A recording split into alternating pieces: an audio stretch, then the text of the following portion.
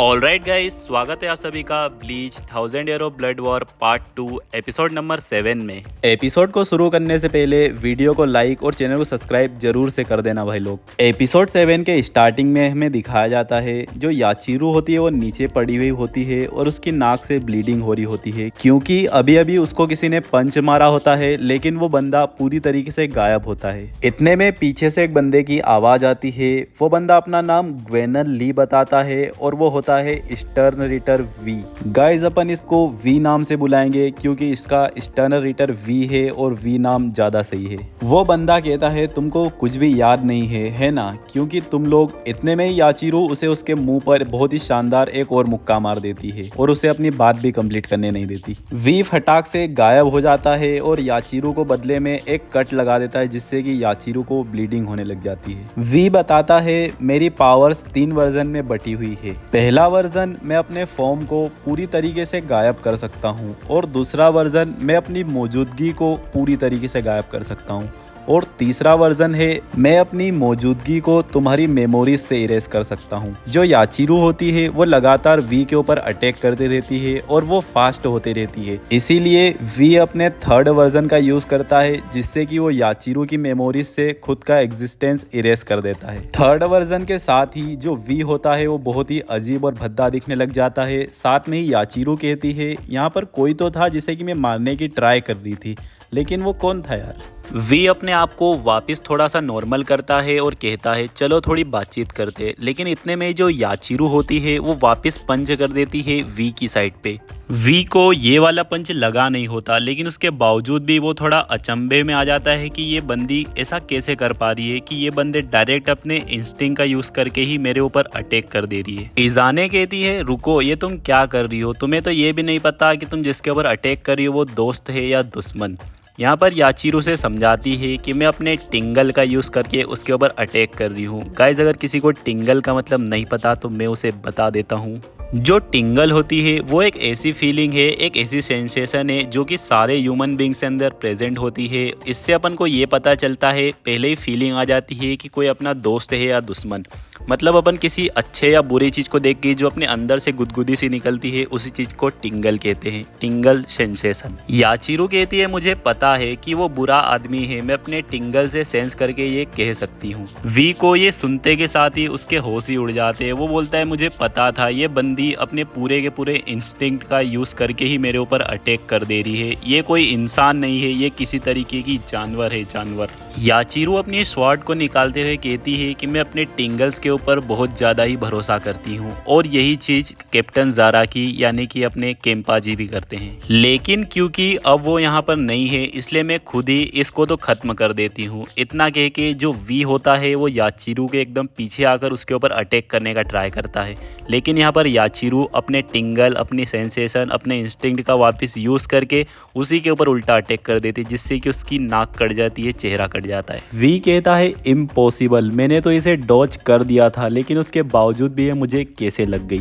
याचीरू कहती है सही कहा, तुमने इसे डॉज कर लिया था, लेकिन मेरी जो तलवार है वो अपना लक्ष्य, अपना टारगेट खुद ब खुद पता कर लेती है, खुद ब खुद ढूंढ लेती है और उसे लग ही जाती है। मेरी स्वॉर्ड एक कॉपी कैट स्वॉर्ड है, तुम जितना भी कोशिश कर लोगे टाइमिंग को मैच करके मुझ पे अटैक करने की, लेकिन तुम मिस जज हो जाओगे, तुम्हारा अंदाजा फेल ही हो जाएगा। इसी के साथ याचीरू यहाँ पर सांपो केंजू बोल के 2 बीस्ट को समन कर लेती है जो कि उसी के स्वॉर्ड से निकले होते हैं। उन बीस्ट को देखते के साथ से यहाँ पर वी तो पूरे के पूरे होश ही उड़ जाते हैं, पूरा घबरा जाता है बेचारा और वी के ऊपर एक खतरनाक सा अटैक कर देते हैं और यहाँ पर नाचने लग जाते हैं। भाई साहब इनको मजा ही आ जाता है, खुशी हो जाते हैं पूरे के पूरे। ये देख के इजाने अपने मन में सोचती है क्या ये इसकी सीकाई है, लेकिन इसकी स्वॉर्ड ने तो शेप ही नहीं चेंज किया। क्या ऐसी भी जानपाक्टो मौजूद होती है, लेकिन ऐसा तो सिर्फ बांकाई ट्रेनिंग से ही किया जा सकता है। आखिरकार ये है क्या। वी वापस आता है, याचीरू से देख के कहती है तुम्हें तो कट के 2 हिस्सों में अलग हो जाना चाहिए था, लेकिन तुम बच कैसे गए। वी कहता है क्या तुम्हें मैं पागल दिखता हूँ, मैं क्या इतना सा भी डॉज नहीं कर सकता। लेकिन इतने में हम देखते हैं वी को थोड़ा सा झटका टाइप लगा होता है और यहाँ पर एंट्री होती है ग्रेमी नाम के क्विंसी की, जो कि बहुत ही पावरफुल और खतरनाक क्विंसी है। ग्रेमी आते के साथ से वी को यहाँ पर खत्म कर देता है, लेकिन मरने से पहले वी ग्रेमी से कहता है कि मुझे मत मारो, मैं अभी भी तुम्हारे काम आ सकता हूँ, तुम्हें नहीं लगता मेरी पावर्स बहुत ज़्यादा कमाल की है। ग्रेमी कहता है लेकिन क्या कर सकते हैं, ये तुम मेरे ही क्रिएशन हो, उस हिसाब से तो बहुत ही अच्छी, लेकिन मैं तुम्हारा कोई भी फ्यूचर नहीं देख पा रहा हूँ, मैं तुम्हें किसी भी तरीके से इमेजिन नहीं कर पा रहा हूँ। इसी के साथ वो खत्म हो जाता है, अपना वी यहाँ पर मारा जाता है। इजाने ग्रेमी से कहती है तुम जो कोई भी हो यहाँ से हट जाओ बेड पे से। ग्रेमी कहता है तुम्हें इन कैप्टन्स की चिंता है, लेकिन इन्हें तो मैं पहले ही खत्म कर चुका हूँ, पहले ही मार चुका हूँ। याचिरू ग्रेमी के ऊपर भी अटैक करती है, लेकिन ग्रेमी याचिरू का हाथ पूरी तरीके से 360 डिग्री घुमाकर तोड़ देता है और कहता है मैंने इमेजिन किया कि तुम्हारा हाथ, तुम्हारी सारी बोन्स कुकीज़ की तरह कमज़ोर है। गाइज अभी तक अगर किसी के मन में डाउट है तो मैं उसे क्लियर कर देता हूँ, ये जो बंदा है ग्रेमी क्विंसी, इसकी पावर है इमेजिनेशन, और भाई साहब ये इतनी खतरनाक पावर है तुम लोग इमेजिन नहीं कर सकते हो, इतनी ज़्यादा खतरनाक पावर।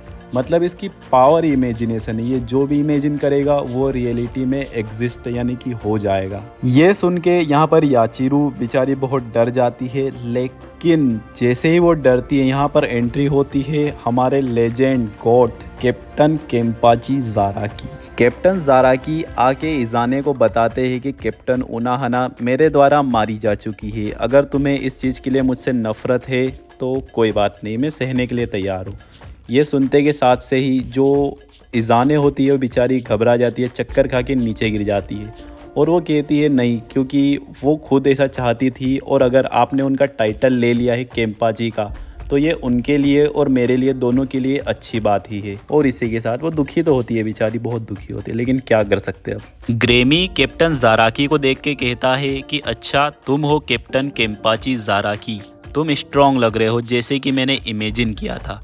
इतना कह के वो एक बहुत बड़ा प्लेटफॉर्म तैयार कर देता है खुद की और कैप्टन ज़ाराकी की फाइट के लिए। कैप्टन ज़ाराकी को ये सब कोई इल्यूज़न या स्पेल लग रहा होता है, इसलिए ग्रेमी उन्हें बताता है ये कोई स्पेल या इल्यूज़न नहीं है, ये बिल्कुल ही रियलिटी है, ये सब चीज़ मेरी इमेजिनेशन का खेल है। इसी के साथ वो खुद का इंट्रोडक्शन देता है और कहता है मेरा नाम ग्रेमी है, वो शख्स जो कि इमेजिनेशन को रियलिटी में कन्वर्ट कर सकता है। और गाइज ग्रेमी का स्टर्न रिटर होता है वी, और जो बंदा पहले था जिसको कि मैं वी बोल रहा था वो ग्रेमी की ही इमेजिनेशन का एक पार्ट था, जिसे कि खुद ग्रेमी ने अपनी इमेजिनेशन से क्रिएट किया था। ग्रेमी कैप्टन केम्पाची से कहता है कि मैं सबसे ज़्यादा स्ट्रॉन्गेस्ट क्विंसी हूँ। इसी के साथ कैप्टन केम्पाची उसके ऊपर अटैक कर देते हैं। ग्रेमी कहता है तुमको मेरी बात समझ में नहीं आ रही है, मैंने खुद को इमेजिन कर लिया है कि मेरी बोन्स, मेरी बॉडी स्टील से भी ज़्यादा पावरफुल है। लेकिन जैसा ही वो ऐसा कहता है कैप्टन केम्पाची उसकी बॉडी में कट लगा देते और कहते हैं अगर तुम अपने आप को स्टील से ज़्यादा मजबूत बता रहे हो तो तुम्हें मुझे मारने में सिर्फ 2 ब्लोस से ज़्यादा नहीं लगने वाले। भाई ये बंदा हल्के में ले रहा है, भाई कैप्टन ज़ाराकी है वो, इस बंदे को जरा भी अंदाजा नहीं इस चीज़ का। कैप्टन ज़ाराकी कहते हैं ये जो तुम्हारी छोटी सोच है, छोटी इमेजिनेशन है, ये ऐसा कुछ भी इमेजिन नहीं कर सकती जिसे कि मैं काट नहीं सकूँ। ये जो बड़ा सा प्लेटफॉर्म होता है उसके नीचे बहुत सारे सोल रीपर्स इकट्ठा हो जाते हैं और कहते ओ उसे देखो, ये तो अपने कैप्टन केम्पाची का स्पिरिचुअल प्रेशर है। इसी के साथ वो सारे के सारे बंदे बहुत जोर जोर से चिल्लाने लगते हैं। कैप्टन ज़ाराकी के सामने कोई बोल सकता है क्या? कैप्टन भाई ये मनुष्य लग रहे हो, मत करो, रहने दो। एल्विश भाई! इतने में इधर की साइड ग्रेमी अपने सारे वुंड्स वापस हील कर लेता है और कहता है मैंने सिंपली इमेजिन किया और मेरे वुंड्स हील हो गए। तुम जैसे लोग जब तक कि मुझसे हारते नहीं हैं तब तक मेरी पावर्स की तारीफ नहीं करते हैं। इतना कह के ग्रेमी एक बहुत ही खतरनाक लावा वाला अटैक कर देता है कैप्टन केम्पाची पे। जैसे ही ज़ाराकी उस लावा को काटते हैं थोड़ा सा लावा याचिरू के ऊपर गिरने वाला होता है। वो याचिरू से कहते हैं फटाक से यहाँ से हटो, कवर क्यों नहीं ले रहे हो तुम।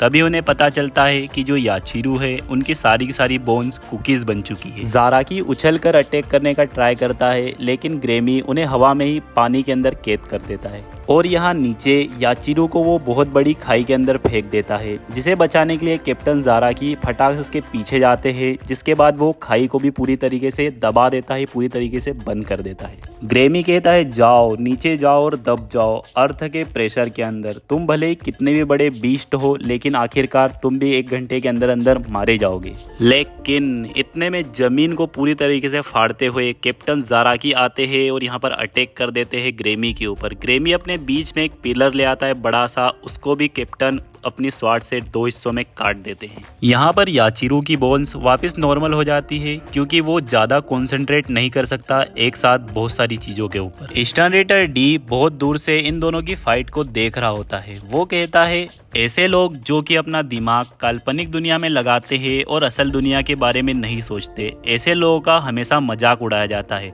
लेकिन अगर कोई इस बंदे को देख ले कि ये क्या क्या कर सकता है अपनी इमेजिनेशन के पावर से, तब लोगों को रियलाइज होता है कि आखिर क्या क्या किया जा सकता है काल्पनिक दुनिया में ही और काल्पनिक दुनिया से। ज़ाराकी ग्रेमी से कहते हैं तुमने अभी कहा कि तुम स्ट्रॉन्गेस्ट क्विंसी हो, तो इस बात को प्रूव करो स्ट्रॉन्गेस्ट को हरा के।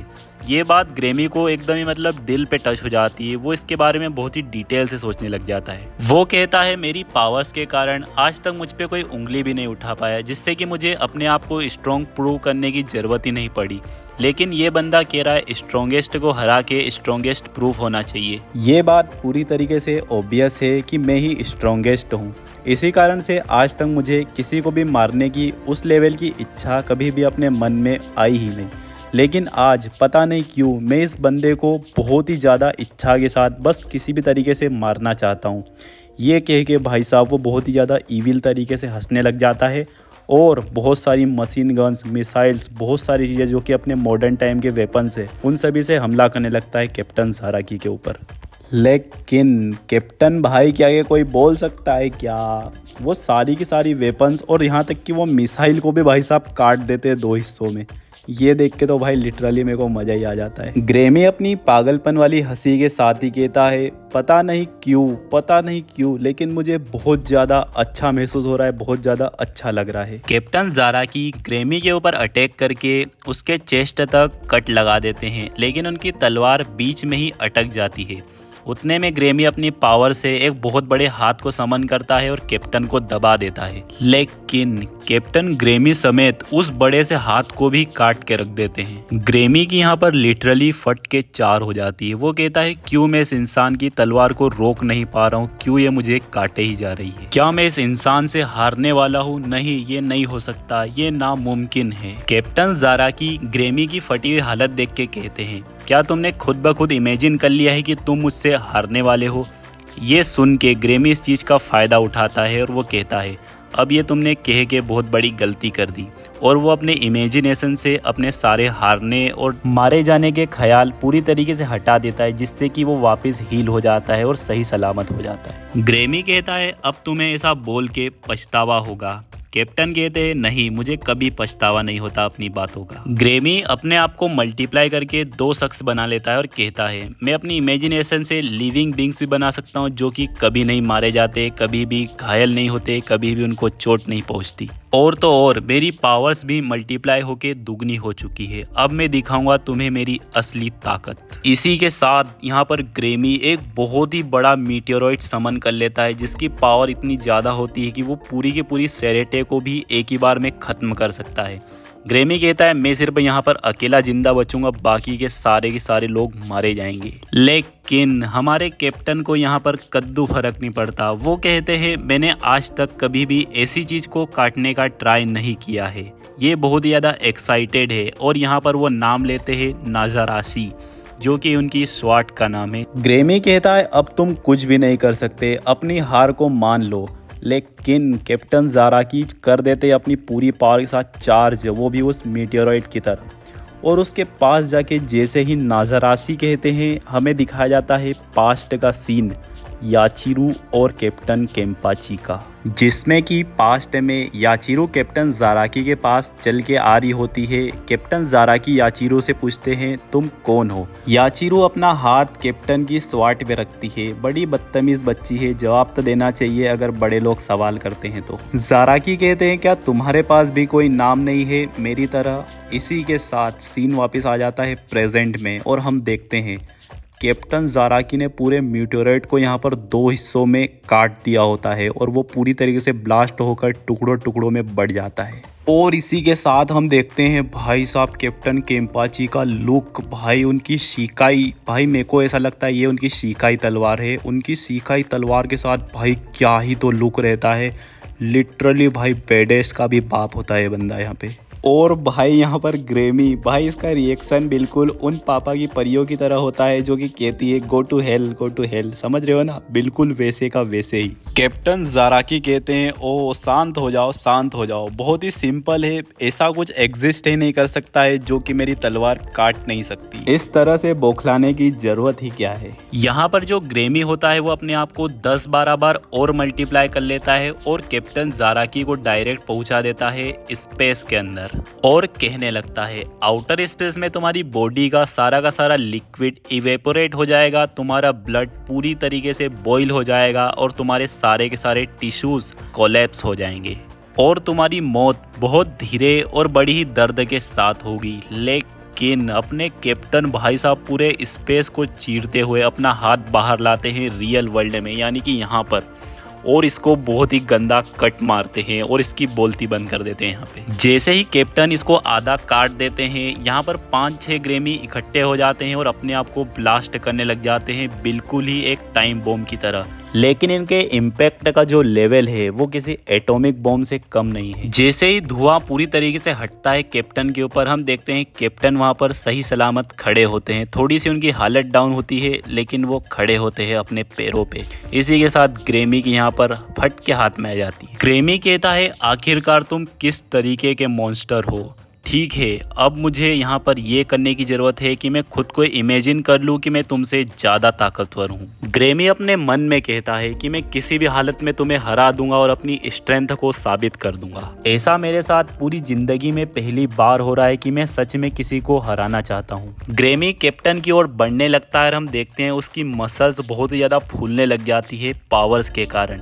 लेकिन जैसे जैसे वो उनके पास पहुंचता है हम देखते हैं उसकी मसल्स फटने लग जाती है और वो यहाँ पर हार जाता है। जैसे ही ग्रेमी नीचे गिर रहा होता है, जाराकी उसे कहते हैं तुमने अपने दिमाग में मुझे मॉन्स्टर बना दिया और उसी मॉन्स्टर ने तुम्हें हरा दिया।